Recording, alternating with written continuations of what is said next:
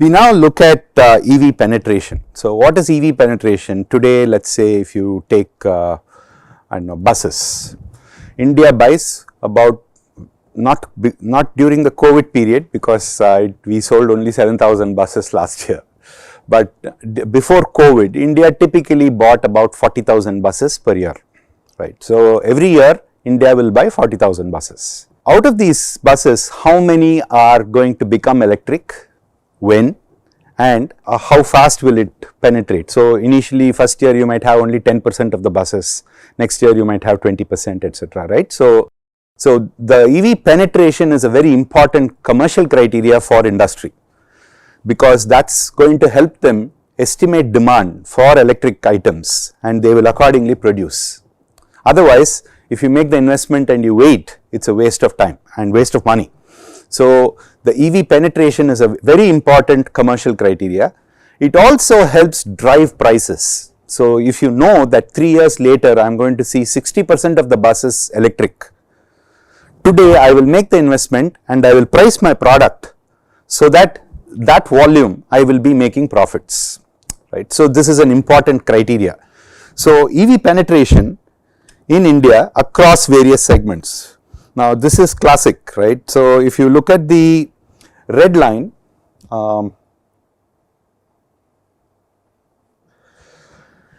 these are the low voltage systems for e-rickshaw, two-wheeler, three-wheeler, etc. Now, two-wheeler, if you see, there are two types. One is the two-wheeler fleet, which is your Amazon guys delivering things, etc. So, it is a commercial application and it is a controlled environment.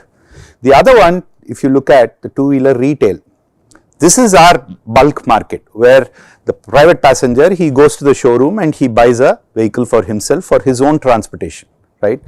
So, these two are recognized separately. Honestly, two-wheeler fleet is not a big volume. So, nobody does business plans based on two-wheeler fleet, it is not a big part of the business. But if you look at it, e-rickshaws, all of us know that they have already become viable about 2 years ago. Everywhere in Delhi, etc. You do not see it much in Chennai, but if you see in Delhi, it is a desired option for the consumer and for the vehicle driver. So, this has become commercially viable and this has started seeing numbers. So, it is done, it is penetration, the transition is completed and now penetration is almost 100%. There is no non-electric rickshaw, right, unless you are doing it for some small village or town where you have manually driven stuff, but nobody will buy a ICE rickshaw anymore, small engine they used to have, like main body vehicles, etc. Now, we come to three-wheelers. You must have noticed that three-wheelers already have started becoming electric. The reason is, it makes money sense. If you do about 140, 150 kilometers per day on a three-wheeler, whether it is passenger, whether it is goods, etc., he is already making more profit than the ICE fellow, than the engine fellow, right. So, if he is buying a new vehicle, he will be stupid to go and buy an ICE vehicle if he is doing 150 kilometers per day, because the profits are higher in the electric auto. So, this has started. So, 2021, if you see, the transition has started and the penetration is going up. Another 3 years, you will see more electric autos being sold than ICE autos. The biggest constraints, we will talk about it in the next slide. Why people are slow? Why are you not buying everything 100% right from the beginning? If it is cheaper, you should be buying, 100% should be buying. Why are you not buying? There are reasons for it, we will go through that. Two-wheeler retail, we are expecting with current subsidies, etc. This is in 2022. So, next year two-wheelers will start seeing more and more money sense. Average two-wheeler in India, unfortunately, it is only about 25-30 kilometers per day. So, for that, the battery price needs to come down even further than what it is today, and it will. So, once it comes down, it becomes more viable and people will start buying it. These are the low voltage systems, right, the red line. Now, we go to the higher voltage system. If you see here, the four-wheeler fleet, once again, this is an academic point, it is not a very big volume. This is your Uber kind of application, fleet of cars which are running for taxis. Now these fellows will definitely be running more kilometers per day than me as an individual. So they will already start seeing money sense within 2022, right, that is what we are saying. So by 2022 they will start finding it attractive to buy an electric car instead of a ICE car. But then they are a very small volume, they are not a very big volume. If India sells 100 cars, hardly 2 or 3 cars go to this market. The balance 95 cars actually go to private passengers, private buyers. After that, we have light commercial vehicles like your Dost, like your Tata Ace, etc. Right? These are all light commercial vehicles, very, very profitable business in India, and I think up to 7 tons, I think, yeah, up to 7 or 8 tons vehicles are all called light commercial vehicles. Now these fellows, they will definitely start seeing money sense because they do about 150 kilometers per day once again in the cities or whatever. They will start seeing money sense by 2024. So from 2024, that market, people will start buying electric LCVs instead of ICE LCVs, that is the expectation. Buses 2025. Now you might be reading a lot in the papers saying bus, that fellow has ordered, this city has bought, that city has bought, etc. I told you India buys 40,000 buses. All the city transportation, what you are seeing is maximum 5,000 to 7,000 buses per year. So it is only 10-15% of the market. The main market is school bus and staff bus and your Mofussil buses, buses which go from, I don't know, Chennai to Tiruvannamalai or Delhi to Gwalior kind of routes. Now these buses are actually the big volume players, but the government today does not give subsidy there. They give subsidy only for public transportation to state transport undertakings. So you are seeing all that media, 1,000 buses here, 2,000 buses there, etc. But India buys 40,000 buses. So the main chunk will be seeing movement only in 2025. That is when the market will become active, and that is when the industry starts feeling excited. By selling some 300, 500,000 buses, typically OEMs are not very thrilled. They are not that is one order, but the market volume is 40,000, right. So this is an important criteria. So we expect buses to start becoming profitable, electric buses to become profitable in 2025. When school bus and staff bus fellows will say, okay, I am also going electric because these buses do only about 60 kilometers to 100 kilometers per day. In fact, school bus will do only about 30-40 kilometers per day. So they do not have enough kilometers to justify a higher investment. So they have to wait till battery prices come really down. So buses will be 2025. Now this is your big chunk for cars, four-wheeler retail. So your Maruti Swift, your WagonR, Alto kind of business, right. In 2027, that is when we are expecting them to start saying, oh, who will buy a ICE vehicle? Yeah, I would rather buy a electric vehicle. It is cheaper for me. If I take 5 years cost, it is cheaper for me. So this is a long way off, and it depends a lot on other factors, right. Charging infrastructure, for instance. The others, they do not depend that much on the charging infrastructure, but cars will remain very dependent on charging infrastructure company. So four-wheeler retail we are expecting by 2027, and finally in 2030 trucks, the large trucks, right, which go long distance from Chennai to Delhi kind of thing. So we are expecting them to find the technology and the price only by 2030. But for that 2030 we have a lot of work to do now, only then we will reach that kind of transition in 2030. But this commercial vehicle, what is happening is, one part of the commercial vehicle, we are expecting it to start off by 2025 itself. I will give you some examples. So if somebody from Bangalore, there are 300 trucks roughly which come from Bangalore to Chennai, Coimbatore, and they deliver vegetables and go back empty every day, right? And this happens 7 days a week because you don't stop eating vegetables on Sundays. So there are 300 vehicles and they are earning money going because they are carrying vegetables. But when he comes back, he is not earning money, he is empty, right? In electric vehicles, this is a big advantage because your running cost is very low. If diesel is 30 rupees per kilometer, this is some 7 rupees per kilometer to run, the energy cost. So they will prefer the electric vehicle for such solutions. And for this, you already have the technology in terms of battery density, etc. So we are expecting this a few chunks. Similarly, from Chennai, you have people going to from refineries here, we move aviation fuel to Bangalore airport, right? Now these guys go that way and then they come back empty. So these are all cycles which are going to be very useful for the industry as we go.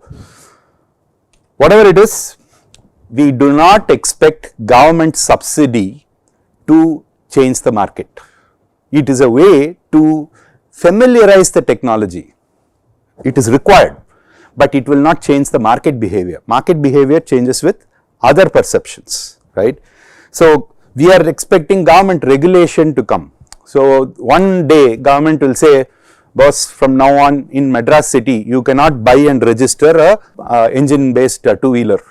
Only electric two-wheelers can be sold. So this is a government law, right? So that will drive upfront cost if it comes down and there is financing for it, that will drive consumption and total cost of ownership. These are the main 3 criteria which will drive conversion from ICE engines to electric vehicles. So it's a long way off. As you see, it's not something which is happening tomorrow or day after. So the big numbers will come much later. This is the growth. So if you see here, the projection is as of 2025, right? So in 2025, if you see the penetration for two-wheelers, it may be as low as just 5% of the vehicles. If you sell 100 two-wheelers, only 5 two-wheelers will be electric, or it might go up to 16% also. Our estimate is it will be at 9%. So if 100 two-wheelers are sold, 9 vehicles will be electric in 2025. Similarly for rickshaws, 33% or 50%, right? Because a lot of cities haven't moved. Where they have moved, it's 100%, but Chennai hasn't moved. If you see here, for autos, it can be as high as 31%, but we are assuming it will be only about 20%. Cars, we don't expect much movement by 2025. As I told you, only 5% of the cars might be electric. That's our expectation maximum. LCVs, once again, about 7% is maximum, but we are expecting only 4% to move. And finally, your buses. I am not even projecting for trucks, and I am not bothered too much about the car also. But buses, they are likely to see more and more migration. So we are expecting up to 13-14% of the buses to be electric by 2025. So 2025 is, these are the projections, and there is a graph for this. Each year, how much will it go and what will it be in 2030, right? So why? In two-wheelers, why is my customer today not buying an electric scooter or an electric motorbike? First, his upfront costs are very high. Where he can buy a 55,000 rupee vehicle, electric vehicle costs about 95,000 rupees. So he is not going to pay a higher EMI unless he has very good savings on the fuel cost.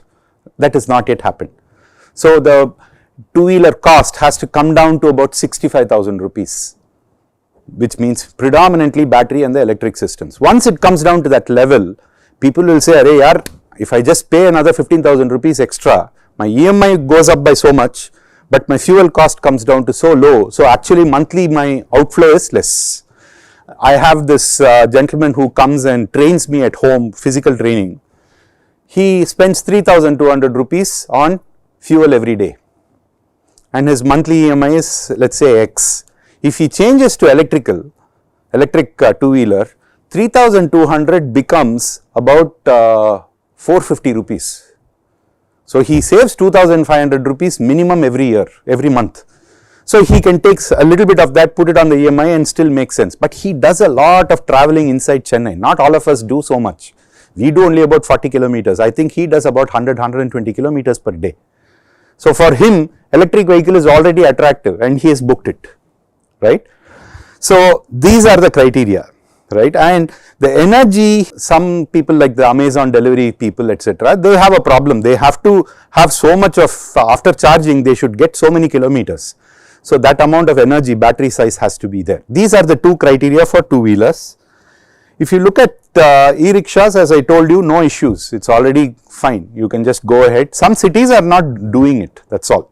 But any city which is willing to do it will be happy to take it because it is cheaper already than your engine based product, ICE based product. Similarly, auto rickshaws, the problem is the same as the two-wheeler fellow. Too much money upfront, very expensive vehicle, not enough savings, and nobody is giving me finance. The banks are not yet financing electric vehicles very well. That's why you might have noticed that the government, central government said, like NABARD was put up for agriculture sector, where NABARD does agricultural lending and financing. Similarly, they are going to start a new bank or a institution which will fund the e-mobility ecosystem.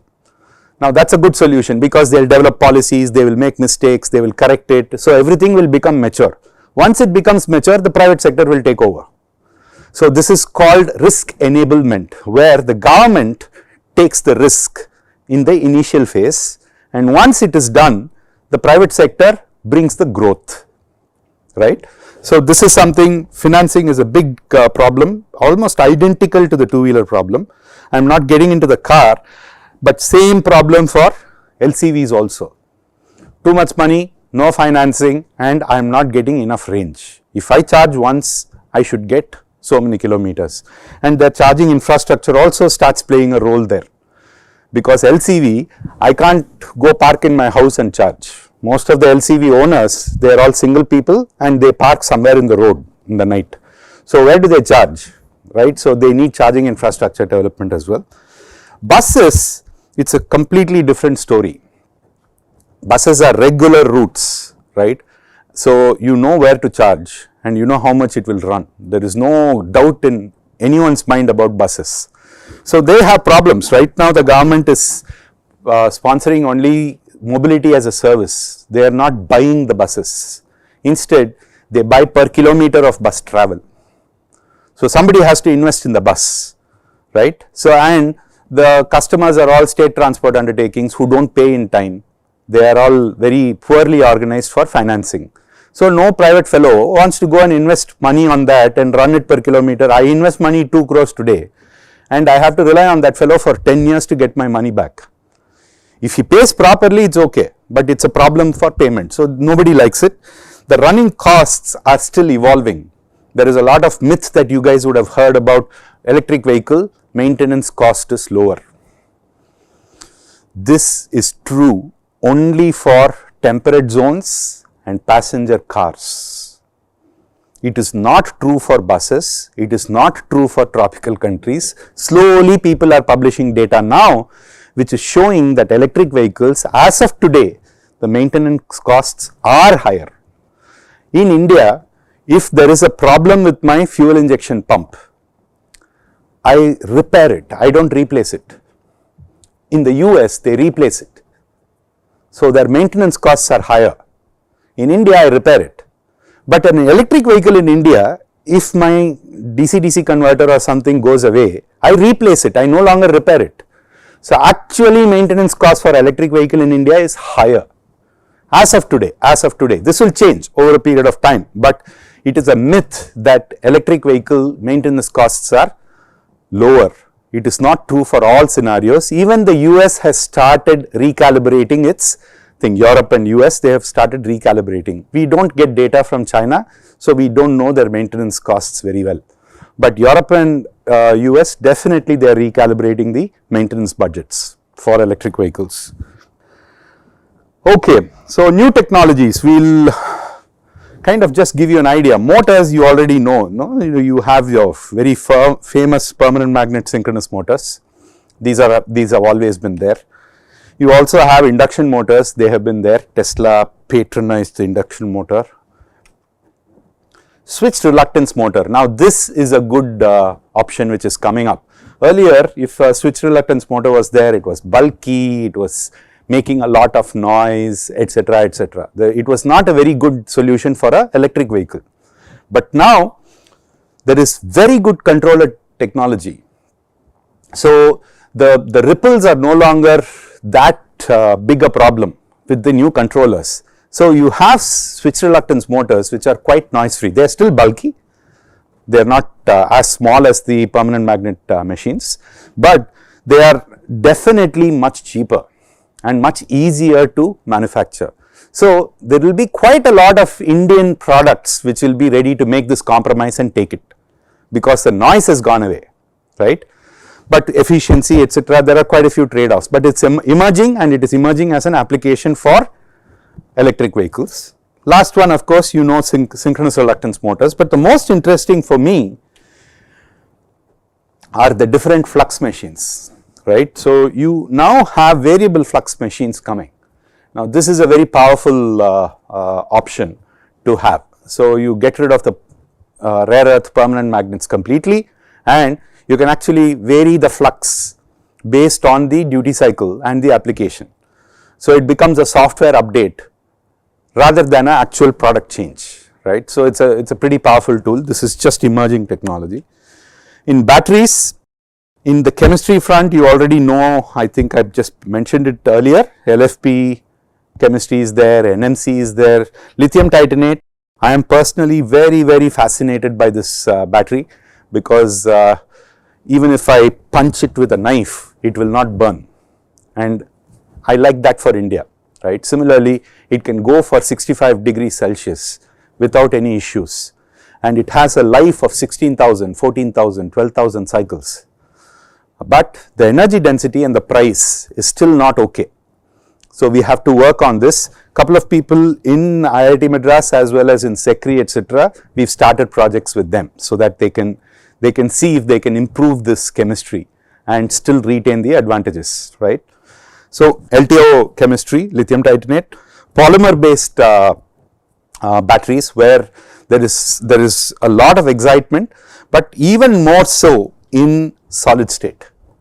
Solid state batteries, now you have 4 people who have committed gigawatt scale capacities.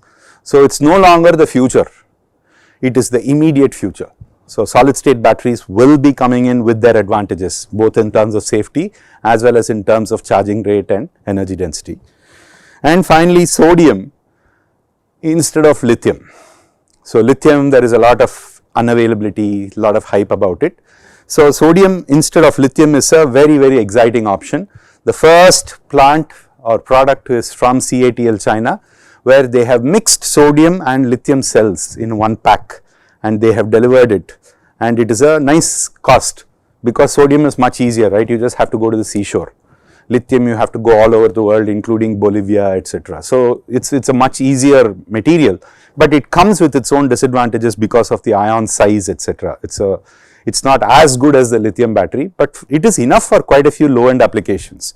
My guess is after 10 years, India will see a lot of low end vehicles with switched reluctance motors and with sodium batteries, because these are fine for us. We are a frugal country and we have always been like that. So it's not bad, it's pretty good. In fact, you're not depleting natural resources like God, right? So sodium instead of lithium. This is in physics of the batteries. The packaging has become more and more innovative, and if you see now, you have wireless batteries. There's no wiring inside the battery for the BMS, etc. Of course, for the power electricity you have the wire, but for controls it is wireless. It's I think the latest one is from Leon Technology, and it's infrared based inside the battery. And you must have seen Tesla's tabless battery. Actually, it is many more tabs. It's not tabless, but it's a brilliant cell. So this is a absolutely new approach, and such new things are coming now. All these days, not so many good people were working on it. Now there are a lot of high class people working on various types of technology in chemistry and physics. Thermal management, you must have seen various types, including cooling plates and all that, but the latest is immersive cooling, where you just put the cells inside the dielectric, and that is it. There is no need to have a separate chiller, etc., and it is finished. Latent cooling is one more. Latent heat management is using phase change materials. So there is no circulation of any fluid. You just put the cells onto phase change materials and they will absorb the heat and change the phase and come back. Others, I told you, super capacitors and ultra capacitors, quite a few exciting things happening where they have drastically improved energy intensity without compromising on power density, and the ultra capacitor is now looking like it can hold charge for at least 2-3 hours, which is pretty good. So exciting things happening in ultra capacitors. Fuel cells, all of us know about. There is a lot of hype about the hydrogen economy, at least 10 years away before it becomes a high volume thing. And aluminum air, lot of good work being done. I think IIT Madras is working on zinc air for metal air batteries. This is the dynamic induction charging solution I talked about. So it's low cost, it is all weather, it minimizes the battery and the cost of infrastructure, very attractive that way. The installation on the road, if you can mechanize it, you can lay about 5 kilometers per day and cover it up, right. So it's not that difficult. Of course, the authorities have to be a little disciplined and they have to think twice before digging up the highway. It's so difficult in our country because nobody keeps track of these things. And I think the toll roads will be targeted first. I think the first discussions are happening with Siemens for the overhead charging thing as a e-highway between Delhi and Bombay. The new highway, they want to dedicate one corridor for trucks and have this running there. It's going to be very expensive, but it will be a good start, right. Yeah, I guess this is something which you can go through later, but essentially there are a lot of innovations which are happening and it is getting implemented. So it is classified across various areas and various segments, products, right. So different areas require different solutions. So you need innovation to actually take care of this. So the way a school bus wants something is very different from the way a town bus wants energy, right. So these, we have to be innovative here. So lot of innovation going on. Finally, what are the challenges for the automotive OEMs, right. First, Indian conditions. See, electric vehicles in China or Europe don't see the kind of monsoon downpour that we see. They see rain, we see bucket being opened and thrown on us. Our infrastructure results in frequent flooding, which is not very common in the advanced countries. Dust storms, you don't see it down south, but Andhri dust storms up north are really treacherous.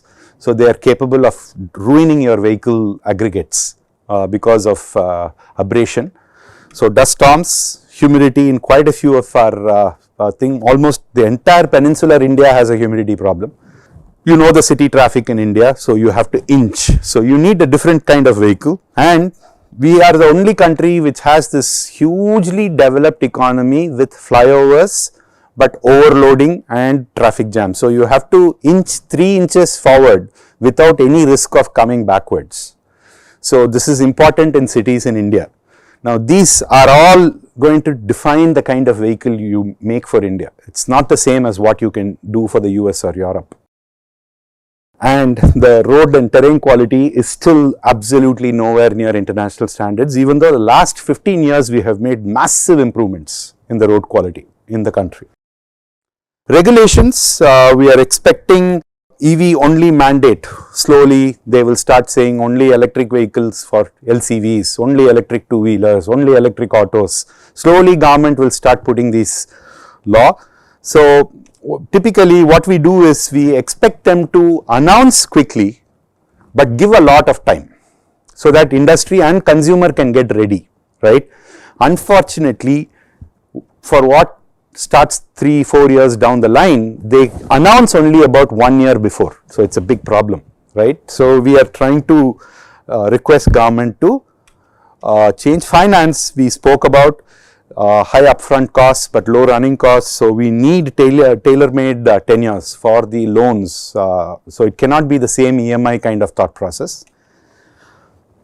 And most of the cost is saturated with battery. So battery leasing or resale value of battery, these are all part of the financial metrics which are going to help the industry create more value, right. And of course, for recycling, I think once again CB was doing some good work here, urban mining we call it. The idea is to get as many of the materials as possible through recycled batteries. So you have two big technologies today, one is fire based and the other is solvent based. This is pyrometallurgy and this is hydrometallurgy, I think. The preferred one, even though the bigger one is in pyro, there are a lot of advantages in hydro by using solvents. So this is a medium term business opportunity for a lot of people. And of course, you know the mega trends, vehicle to grid, charging. I think once again CB was implementing a project here to pilot it and see how it works and develop the core competence for vehicle to grid. Autonomous driving on its way, different levels, already level 2 vehicles are quite common now, right. Connected vehicles, shared mobility we are all aware of, IoT and cyber security. So these are all curriculum opportunities for you guys. As you go further, you can branch out with the core knowledge of the electronics or the software. You can branch out and take it further into the connected vehicles, saying I am going to focus on connected batteries, I am going to focus on connected motors, and you can take the journey further, right.